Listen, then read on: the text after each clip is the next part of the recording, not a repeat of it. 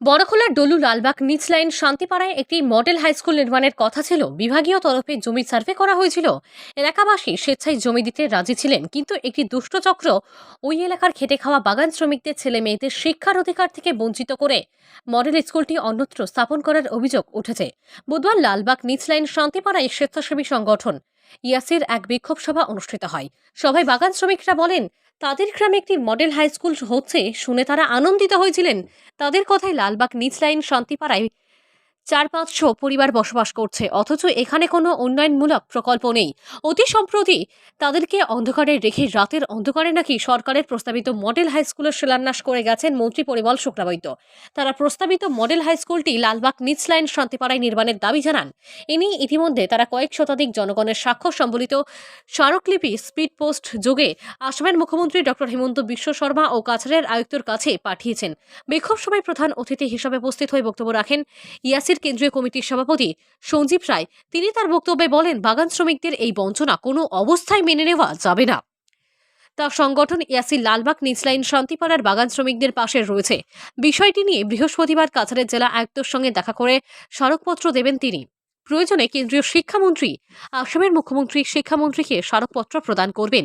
এতে কাজ না হলে বাগান শ্রমিকদের নিয়ে বৃহত্তর গণ আন্দোলন গড়ে তোলার হুমকি দিয়েছেন তিনি।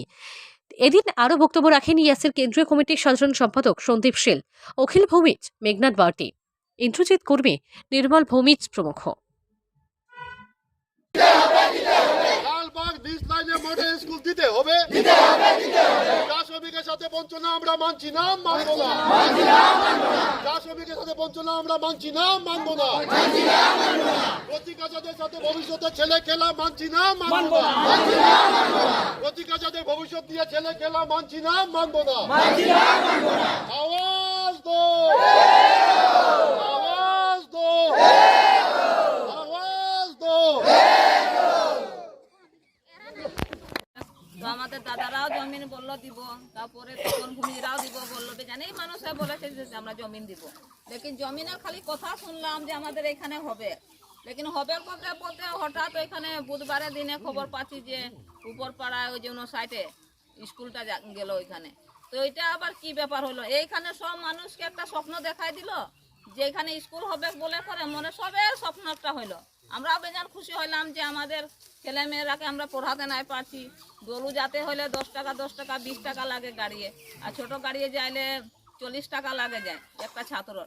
তো একটা ছাত্র যদি 40 টাকা লাগে, তো কেমন করে আমাদের ছেলে মেয়েরাকে আমরা পড়াবো? হ্যাঁ, এ লাগিন আমাদের বেজান হইলো, মনে বেজান আমাদের যে একটা খুশি হইলো যে যাক সরকার একটা যে আমাকে মডেল স্কুল দিচ্ছে আমাদের ছেলে মেয়েরাদের ভবিষ্যতের লাগে। লেকিন ভবিষ্যৎটাকে তো একেবারেই যেমন খেলোয়াড় শুরু করে দিল। তো কি এটা ওদিন নিখিল চাষা বললো কি যে তোমরা জমিন নাই দিছ, তো হে নাই দিছ, তো তোমাদের জমিনের লিয়ে করে আমরা উপরে নিয়ে আইলাম। তো এটা তো আমরা বড় চিন্তায় পড়ে গেলাম যে আমাদের সব কাজ শিক্ষা অর্জন করতে পারি। বিগত সরকার যেটা অধিকার দিয়েছিল শিক্ষার অধিকার, সে মারফতে আজকে আমরা আশা ব্যক্ত করছি যে আজকে নিচ লাইনে স্কুলটি হলে এখানে গ্রামের উন্নয়ন হবে, রাস্তাঘাটের উন্নয়ন হবে, এমপ্লয়মেন্ট বাড়বে এবং সাথে যারা কচিকাচারা আছে ওরা শিক্ষা নিতে পারবে। কিন্তু আমরা দেখলাম কার রিমোট কন্ট্রোলে, কার আঙ্গুল হিলনে, কার কী ষড়যন্ত্রতে এখান থেকে সার্ভে করার পরও স্কুলটা উপরে নিয়ে যাওয়া হয়েছে।